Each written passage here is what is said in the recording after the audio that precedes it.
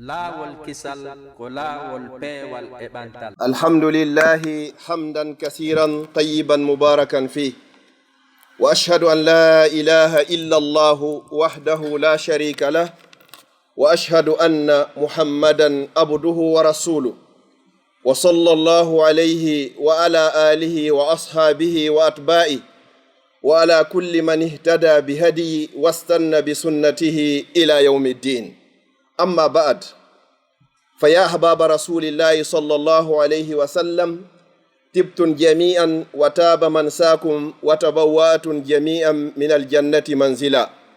فالله سبحانه وتعالى أسأل بأسمائه الحسنى وصفاته الأولى أن يجمعني مع حضراتكم دائما في هذه الدنيا على طاعته وفي الآخرة مع خير خلق الله محمدا صلى الله عليه وسلم innahu waliyu zalika wal qadiru alayh. Ahibati fillah, musidɓe julɓe tedduɓe, ɓawon yettude Allah subhanahu wa ta'ala on nemaji ko nemini en, du'ano ɓurnaɗo tagefo ngon Muhammadu sallallahu alayhi wa sallam, kanko e ɓeygure makko nde fof e sahabaɓe makko e kala wonɗo e lawol ɓeɗo. mi toriki Allah subhanahu wa ta'ala yo moɓidiri en da'iman wa abadan e hoore o adna ɗo hara ko e hoore ɗoftare makko, o moɓidiro e en kalakara ñande tawata jawdi e ɓiɗɗo nafata e ley drapeau Muhammadu sallallahu alayhi wa sallam haraka janna makko wondude e yaafede. musidɓe julɓe tedduɓe, ñande go conférence goto wanno e nder Europe. conférence on ko watno ko e nder London. tawi ko moɓidiri ɓe wo haray hiɓe huli ñande goo wata julɓe ɓen jattuɓe leyɗe maɓɓe ɗen, sabuda julɓe ɓen ɗuuɗi kala leyɗe maɓɓe. goto e moɓinoɓe ɗon ɓen o wi'i o inni wo wata en hulu ɗum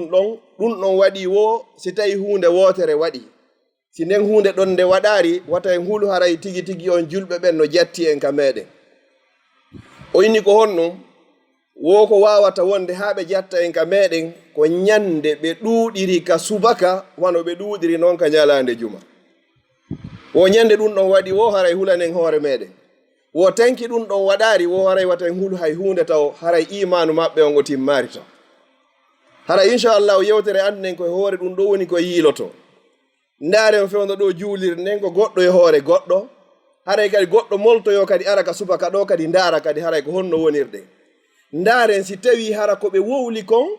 e alhaali men on si tawi wonari hunde wotere, ko ɗum hiɓe andi en fayda ɓuri hoore meɗen.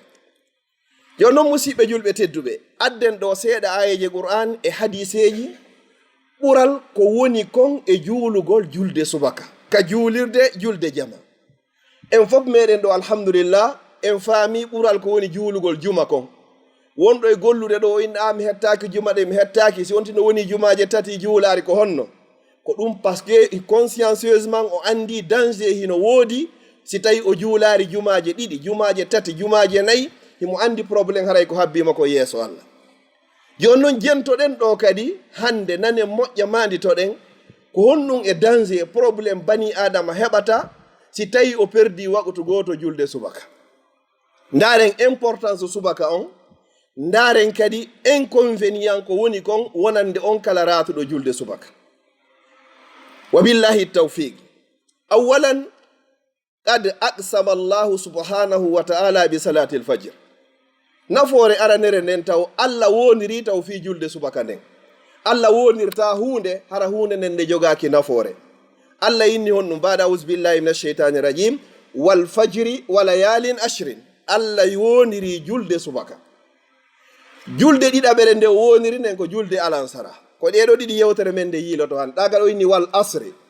Allah woniri julde alansara. joni noon ko si Allah hondiri hunde haray hinde wondi e nafoore, haray mo acci ɗum ɗon haray hino mari kamba e nder muɗum.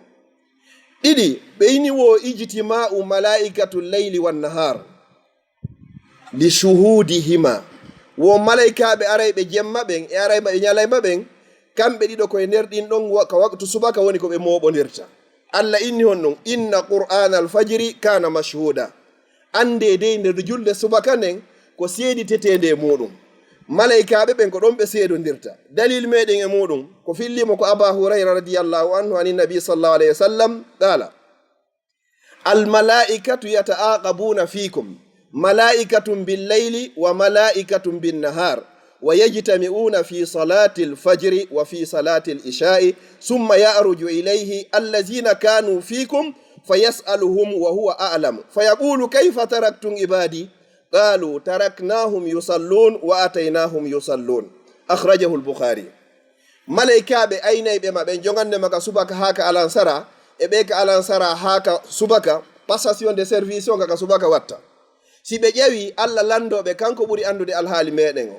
ko honno accirɗo jiyaɓe am ɓen women yahuno fewno men tippoto men taw hiɓe julde alansara fewno men iwata toon kadi men acci hiɓe julde subaka rapport o moƴƴi ka moƴƴari jawabu on ko moƴƴi ɓe siritani ka ɗum non ko shuhud inna qur'ana alfajiri kana mashhuda. si ɗum non feƴƴi salatul fajiri fi jama'atin ta'dilu qiyamu laylatin kamila kala heɓuɗo waqtu goto julde subaka ka julirde julde jama hiɗa mari baraji wa nafuɗo feccere jemma afwan wa nafuɗo jemma fop julɗo subaka julde jama ka julirde baraji ma no fota wa dariɗo naafi jemma fof. dalil meɗen e muɗum an usman ibnu affan radiyallahu anhu ɗo ko zunnurayi woni ko filli o hadis ɗo qala qala rasulullahi sallallahu alayhi wa sallam man salla al isha'a fi jama'a kana ka qiyami nisfi al-layl wa man salla al isha'a ومن صلى العشاء والفجر في جماعة كان كقيام ليلة أخرجه مسلم. ساجو هبي جولد جيجي جولد جماعة كجولرد إذا ماري براجي نافو فكر جمع سيتايكو سبكا نافو دا جولو دا كجولرد جولد جماعة براجي ما هراي هنو فتا ونافو جمع انفو هراي سيدنا عمر نياندغو هاتينو غوتو ويتيدو سليمان بن أبي حسمة o yaari mo ka julde subaka o immini délégation ko yaa hiwro yomo wasi tawi joni en nani goɗɗo baaben goɗɗo ma yumma goɗɗo ma ɓiɗɗo makko ma ɓeygu makko feƴƴeni ko ni ɓe yawnoɓe hiwroroy oɗo sabu ko perdi kon julde subaka. nayi ɓeyni wo man sallaha fa huwa fi wafdil rahmani wa salatuhu fi salati l abrar wo kala juuluɗo julde subaka ka juulirde wo haray o tawama e konu allah subhanahu wa ta'ala ngum wo julde makko nden kay tawama e julde ɓen ɗiggamɓe allah subhanahu wa ta'ala na de julde salihina mamu ko salatul abrar wiyeteɓe non abrar ko allah wi kalla inna kitabal abrar ko lafi illiyin haray julde ma nden tawama e ɓeɗo humul anbiya washuhada wassalihin ko ɓeɗo wiyete al abrar. qala sallallahu alayhi wa sallam ɓurna ɗon ɓe maki man tawadda summa ata al masjid fa salla rak'atayn qabla al fajri summa jalasa hatta yusalli al fajra kutibat salatuhu yawma idhin fi salati al abrar wa kutiba fi wafdi arrahman rawahu at-tabrani fil kabir. ɓurnaɗo tagi fo ɓe maki kala on salligiɗo ka suudu mum o ari ka juulirde o juuli darɗe ɗiɗi ɗe ruƴƴeten ɗen ado e julde subaka hooti o jooɗi o habbi ha imamon feƴƴi o juuli subaka on julde makko nden haray wattama nden ñande e julde ɓen ɗiggamɓe allah haray kankadi o tawama nden ñande e kono allah subhanahu wa ta'ala ngi. si goɗɗo no andi ɗum ɗo o wopata subaka. jowi man sallaha fi jama'atin fa huwa fi jiwari llahi ta'ala wa amani wo kala kadi juuluɗo subaka julde jama ka juulirde wo haray a woni e nder gaynako allah a woni e takko aynateri allah a woni kadi e hoore hoolare allah subhanahu wa ta'ala ko filli hadis on ko wiyeteɗo junda bun abdullahi radiyallahu anhu qala man salla salatu subuhi fa huwa fi zimmati llahi akhrajahu muslim. ko dalil on ni haray nden ñande ko takko allah subhanahu wa ta'ala wonɗa haray ko allah subhanahu wa ta'ala woni ko aynay ma ñallal ngal fof haray sabu ko juulɗa kon julde subaka ka juulirde. jeego wo sababun linnuri sati'i attami yawmal qiyama juulugol subaka kadi no wona sabu ko okki goɗɗo annora timmuɗo yawmal qiyama. dalil meɗen e muɗum an burayda radiyallahu anhu anin nabi sallallahu alayhi wa sallam qala wo bashiril masha'ina fi zulami ila al masajid binnuri tami yawmal qiyama akhrajahu abu dawud. nelaɗo maki wo weltinir ɓen seppay ɓe yaha e niɓe e fewnugo ɓuuɓol e fewno nguli ɓe yaha ka juulirde tottoygol julde jama nden wo haray no wodani ɓe annora timmuɗo tistis yawmal qiyama. e jama on no maapoy wo fi heɓugol annora ko lumbiroya sirate kamɓe haray hiɓe mari nora timmuɗo tis ko ɓe naafigi ɓe wiyayda unzuruna naktabis min nurikum habbe men jalbinora annora mon on ko on ɗum ɓe jaaɓoytoɓe farjiu wara'akum faltamisu nura hoote ka adna ɗaɓɓoyon ton annora ko ton juuloyteno ka juulirde julde jama fewndo ɓuuɓi fewndo wuli gaskiya fewndo ɗon haray mo ɓeeno faala walagol fowto awa ko ɗon annora on heɓoto ko on tigi lumbiroya yo Allah lumbino en sirate wo jeɗɗi on wo almalaikatu yahdu bi rayatihi ma awwali man yahdu ila almasjid wo malaikajo goto Allah subhanahu wa ta'ala hino tagi mo himo jogii drapeau adiɗo yaltugol ɗon fi yewgol ka juulirde ko e ley drapeau on malaikajo ɗon woni ko neɗɗo o wonata ha o hewtoya ka juulirde so gayni kadi ha hewtoya ka makko e nder ñallal ngal fof wo anna almalaika yahdu bi rayatihi ma awwali man yahdu ila almasjid fala yazalu bihi ma'ahu hatta yarji'a fayadkhulu biha manzila wo malaikajo on seedata e oɗo mo joganimo drapeau himo e ley drapeau oɗo malaikajo on no wondi e makko ha o iwa ɗon so yaari noggo ha tuma nde hewti o malaikajo on naatidama kadi e makko haray ka nder suudu si tawi noon iɗa wondi e malaikajo ko cheytane ɓaɗotako ma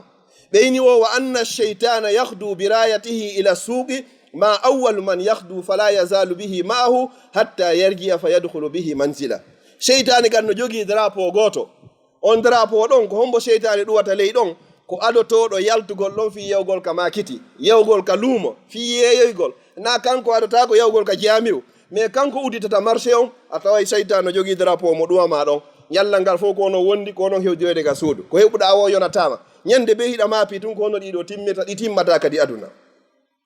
jeetati walaw ya'lamu l'ibad ma fi jama'ati l'fajri wal isha'i la atawhuma walaw habwan wa huma athqalu as-salati ala al-munafiqin wo hara jiya ɓen hino anduno e moƴƴere ko woni e julde subaka e julde geeƴe wo on arayno juulon ɗiɗiɗi ka juulirde wo hay so tawi ko on boofoɓe ko on ladoɓe ma ko on ruugoɓe wo fi honno wo ko julde ɓurde sattude teddude nden noon wo e hoore naafiqiɓe juulugol fana juulugol alansara e futuro no weli fi kono amma noon julde subaka e julde geeƴe juulata nden aaden naafiqijo si o juuli ko nde wotere laabi ɗiɗi haray o acciti yo Allah dandu en tawede e ɓen noon qala ibnu umar radiyallahu anhuma oɗo sahabajo wi geɗal seydina umar on o ini wo kunna iza faqadna rajula fil fajri wal isha asa'na bihi zanna wo menen si men hattotono goɗɗo ka subaka e ka geeƴe min yiyatamo sownoɓe mais waktuji ɗin fof min yiyaynomo wo min sikkitotonomo kisan est ce que o tawaka e naafiqiɓe ɓe nelaɗo sallallahu alayhi wa sallam sowninoɓen husayfa par ce que nelaɗo ƴettuno inɗe naafiqi e boyini kaarijo ko naafiqijo kono ɓeyni wata wowlan hay e goto kankade o wolnari hay e goto sina seydina oumar wonon kala neɗɗo juulaynoɗo waktuji ɗin fof ka juulirde kono o juulata subaka o juulata geeƴe abdoullahi ibnu oumar o inni o oɗo meɗen sikkitotonomo si tawi hara o tawaka e naafiqi ɓen yo Allah dandu en tawede e naafiqi saabu honnu Allah no añi naafiqijo ɓuuri ko añi kefeero fi honnu so moɓidiroyi ɓeɗo fof ko naafiqi ɓen o waɗoyde ka koose ley o ƴetta noon naafiqi o kefer ɓen o watta dow Allah inni inna allaha jami'ul munafiqina wal kafir fi darkil asfali minan nar haray ko ɓeɗo watte ley ha gayna kefeero mo sujjanari Allah haynde wotere watti e ɗon hande kay hoore dow ɗon wondude o naafiqi yo juulaynoɗo hoora hajja zakka kono tawata ko naafiqi yagal woni ka ɓernde makko jeenayi ɓeyni wo ada'u salatul asr wo sababun li maghfirati ma baynaha wa bayna salatil isha wo juulugol julde alansara julde jamma ka juulirde wo ɗum hino wona sabu ko yafanima bakkatu ko faggitiɗa hakkude alansara on ha ka geeƴe ɗaja alayhi salatu wassalam ɓurnaɗo me maki man tawadda'a kama umir kala on salligiɗo no hana salligorede noon wa salla kama umir o juuliri kadi no hana juulirede noon wo hufira lahu ma taqaddama min amal Allah yafantomo kala ko ardini on e bakkatuji haray salligagol noon buy sa yino salligo ley ɗo haray no hulɓini moƴƴa haray hino manki moƴƴa na non nelaɗo sallallahu alaihi wasallam wonnogo salligorno sa yi kadi woɓɓe hino juula ɗo gogo conciɗi ɓe watti ɗin taw na non nelaɗo sallallahu alaihi wasallam woni ko juulirno hiɓe makine sallu kama ra'aytumuni usalli juulire wano yirɗon noon miɗo juulira si makko ba hino juulde ɗo hara ɓawo makko ngon fof hino yaltiti goɗɗo no juulde koppi makko ɗin fof hino yaltiti goɗɗo no juulde wuddu makko hino yaltiti goɗɗo hino juulde timminta ruku e sujud goɗɗo no juulde tere jeɗɗiɗeñi fof gotum e majji sujjata ka leydi ko timmi kon haray julde nden nde timmari haray koye wattan hakkillu moƴƴa imamu abou hanifa o kanko hekki imamu ɓen ɓe nayo fewdo fatotoɓe landinomo ɓe inni ene masala dinaji ɗin fof ko honɗum woni tawata hanjo hino luttanma e nder goɗɗum ko a famari o inni o ko masala ko yowoniri kon fi julde nden ala ko mawni ko Allah subhanahu wa ta'ala sa woni julɗo ɓuuri julde nden waktu farillaji ko Allah farli e hoore meɗen kon fof kaka leydi ɗo farla si wona julde nden kala neɗɗo honno teddinɗo fi julde nden wallahi haray o teddini l'islam kala hoyfindo ɗum no haray hoyfini hoore makko ɓay goɗɗo ko wata hoyfingol l'islam so yi kadi nelaɗo sa sallam e maaki goɗɗo so maayi ko waɗete landitoyede yawmal qiyamati ko fii julde nden ko sabu mawnugol fii julde nden enen noon hiɗen mawnini fii korka ɓuri julde si goɗɗo ñaami ɗo ñalorma suumaye en fof en sappodira e mo ño en mo saare nden fof kono en yiyey ɗo goɗɗo hiɗe wondi e makko bimbi e kiikiɗe jemma e ñalorma en wonda e haaleere juulugol yone accen mo ɗo yehen juulo en on ɗon en wowlata fii muɗum sittande goɗɗo yeebi korka e dinde o yeebi julde korka kanko tugalal nayaɓal e tugali l'islam amma julde nden ko tugawal ɗiɗaɓal e tugali l'islam yewmal qiyama si allah vérifie julde ma nen tawi nde moƴƴaari o darata korka ma o darata zakka ma o darata hajju ma hay hunde haaju makko ala e muɗum kono so daari julde nden tawi julde nden hinde timmi allah no wawma yaforade saabu ko julde nden timmi ko yo allah timminan en juldeji men ɗin haray sappo o ɓeyni wo almuhafazatu ala salati l fajri wal asri sababun li dukhuli l janna neɗɗo so woni ko juulayɗo subaka o juula alansara e leere ka juulirde julde jama ɗum no wawi wonde sabu ko okkimo aljanna nelaɗo sallallah alih w sallam e maaki dalil meɗen e muɗum man salla al bardayni dakhala aljanna akhrajahu at-tirmisi wo kala juuluɗo waktuji ɓuuɓuɗi ɗin ɗiɗi o naata e aljanna gonɗi fanda e mum ko julde subaka kañumma e julde geeƴe ko ɗum woni al bardayni haray sappo e goo e nafoore ko woni e juulugol subaka ka julde jama ka juulirde wo almuhafazatu alayha sababun li ru'yati llahi azza wa jalla fi l akhira kala neɗɗo mo yiwɗon hino juula subaka régulièrement ka juulirde julde jama ɗum no wawi wonde sabu ko holloymo o yi'oya allah yawmal qiyama yo allah holloyen allah yawmal qiyama haray sappo e ɗiɗi on wo man hafaza alayha lan yalija nnara abada wo kala neɗɗo reenuɗo e juulugol subaka juula alansara e geeƴe julde jama ka juulirde wo o naatata yiite jahannama ko nelaɗo sallallah alih w sallam maaki jente dalil on qala alayhi salatu wassalam lan yalija nnar ɓe addi kadi harfu tawkidin wa nasbe tentinɗo wo naatata yiite few saba ɓe landiti ko hombo nelaɗo qala man salla qabla tului shamsi wa qabla hurubiha kala on juuluɗo ko adinange fuɗuɗe o juuli kadi ko adinange mutugol ɓe landi ko ɗum woni fandaɗo ya'ani salatul fajri wa salatul ashri akhrajahu muslim ko fanda ɗon adinange en fuɗude ko julde subaka ko fanda adinange ngen mutude ko julde alansara allah kadi mo woniri fi alansara nokkugo o yini wo hafizu ala salawati wassalati l wusta rene e waktuji ɗin fof tentinino julde tumbore ne karamo ko ɓen ɓurɓe ɓen firoɓen ko ɓe inni ko fanda ɗon ko julde alansara kala mo faalaka yahoyde ka yiite jahannama few yo eto o juula ko adinange fuɗugol o eto kadi o juula ko adinange ngen mutugol haray sappo e tato e ɓure muɗum ɓeyni wo afdalu salati indallahi ko honɗum ko salatul fajiri yawmal jum'a ɓe landa waktuji ɗin kadi jowi en inni ko julde nden ɓuri moƴƴude e dewe ɗen fof e nder majji kadi waktu ɓurɗo moƴƴude on ko julde subaka ñalande juma wano o subaka feƴƴuɗo ɗo hande nelaɗo sallallah alih w sallam e maaki afdalu salawati indallahi salatul fajiri yawmal jum'a fi jamaa ko ɓuri moƴƴude e waktuji ɗin fof ko julde subaka ñalande juma julde jama ka juulirde ko waktu ɗo ɓuri moƴƴude wano joni fatuba ɓe juuluɓe subaka hande julde subaka ka juulirde ɓeɗo fof wa fi zimmatillah ɓe totti waktu ɓurɗo moƴƴude e waktuji ɗin fof sappo e nayyi ɓeyni wo rakatay sunnatul fajr koko yewɗen ɗo fof hari ko wonɗe yewde ko fi julde nden tigi subaka on darɗe ɗen ɗiɗi joni noon ɓeyni qala alayhi salatu wassalam wo rakatul fajri wo hayru min addunia wa ma fiha tellement ke ko subaka on jogui importance darɗe ɗiɗi ɗe naafeten ɗen ko ado en juulude subaka on ti juula e darɗe ɗiɗi waɗa fatiha ha gayna watta qul ya ayyuhal kafiruna ka darde ara nere ka darde ɗiɗaɓere waɗa fatiha watta qul huwallahu ahadu salmina raɓɓinɗingol ɗe si imam on noon feƴƴa juule wo baraji ɗen non ɗiɗi si waɗoyama ka sikalima balance ma yawmal qiyama teddinayno ɓuri moƴƴude aduna on fof e kala ko woni aduna ko fof sa hokkama si tawi noon ɗeɗo sunnaji ɗen heɓirini moƴƴere kon ɗum sikkuɗe julɗo farillaji ɗen ka juulirde haray sappo e jowi on ɓeyni wo man sallal ghadata fi jama'atin summa qa'ada yazkuru llah hatta tatlu asham summa salla rak'ataini kanat lahu ka ajri hajjatin wa umra qala alayhi salatu wassalam tamma rawahu tirmisi si on digi noon salmini subaka kadi ɗo ko moƴƴere ko kadi a jottike nokku ka wonɗa ɗon ɗa jantade inde allah ɗa insinade ɗa julde nelaɗo sallah sallam ɗa jangude qur'an ha fajiri ha ɗuma o ha nangue fuɗi a juuli darɗe ɗiɗi ɗon baraji ma no fota o baraji hajju timmuɗo baraji ma no fota kadi wa hajju umra timmuɗo saabu konko waɗɗa ɗon pet yo Allah newnan e nunno kadi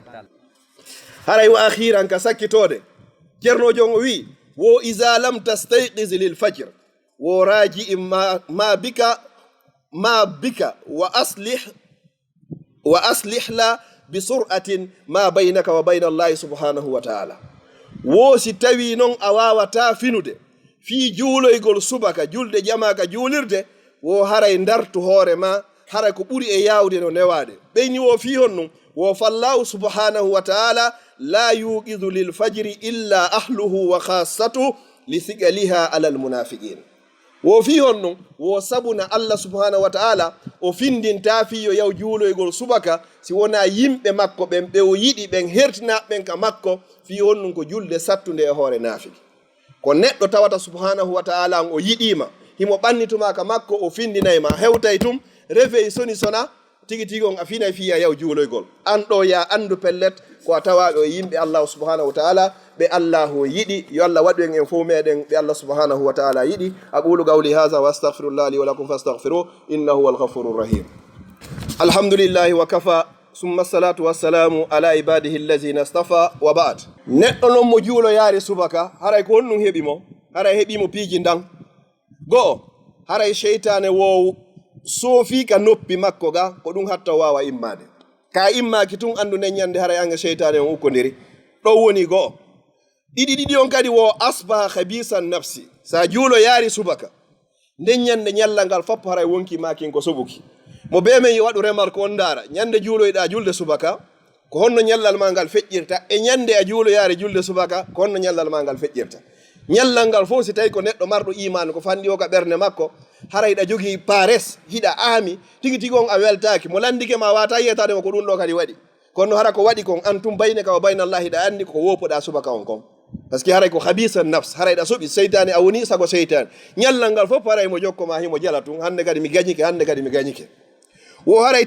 tati on wo buhdullahi liman yanamu anha ko tikkangol Allah kadi kala on tewiɗo pas ɗani hara ko sabu julde ha o raati subaka on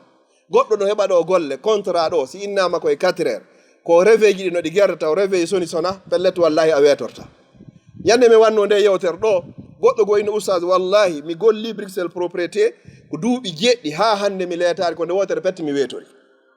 ɗum ɗo hino yaafa e nder settan goɗɗo ko nde wotere wetori ka golle muɗum e nder settan kadi so tawi ko nde wotere raɗɗa subaka wallahi hara Allah no yaafi ɗum ɗo woɓɓe noon no wawi nde ɗo settan hara heɓari julde subaka ka juulir nde moƴƴere ko wolaɗo foof wallahi haray a perdi naya ɓunɗum ko honɗum wo azabul qabri liman yanamu anha wo haray de lette no wodani kala on neɗɗo ɗanotoɗo juuloyta subaka few woɓɓe ɗum tawaka e programme muɗum nde on tigui no waalo taw no waalori noon tawaka ka programme makko no woodi woɓɓe gon toon haray hiɓe huuli est ce que hande kadi mi hiiri ha hewti o leerɗo est ce que mi wawa immade fi juuloygo so hara ɗum ɗo no juude ka wonki makko amma woɓɓe gon toon ɗum programme ala ko innugol a fewno mi rettade ɗo min moyke wo 10 heures si goɗɗo waɗi réveil mum e 10 heures o waaliɗo e 2 heures ma 3 heures o andi on ɗon programme fi subaka ala toon si goɗɗo kadi hiiri ha woni 2 heures 33 heures subaka ko 4 heures oɗo kam waɗa programme o juule moƴƴuɓɓen kamɓe hari gogo fiyoɓe immo jemma ɓe naafa ɓe juula subaka ɓe jaɓatano ñaamugol ha ɓe feƴƴintina ina ɓunnu kadi ɓe jaɓatano ko ñaamugol mbaldi moƴƴiri kadi ɓe walotano ko mbaldi moƴƴiri bi mana ka ɗaati suddo ha moƴƴa clim hoyno woodi ma ventilateur hoyno yifude sonnajo moƴƴo hino takko ɗon oɗo o juuloyta subaka musidɓe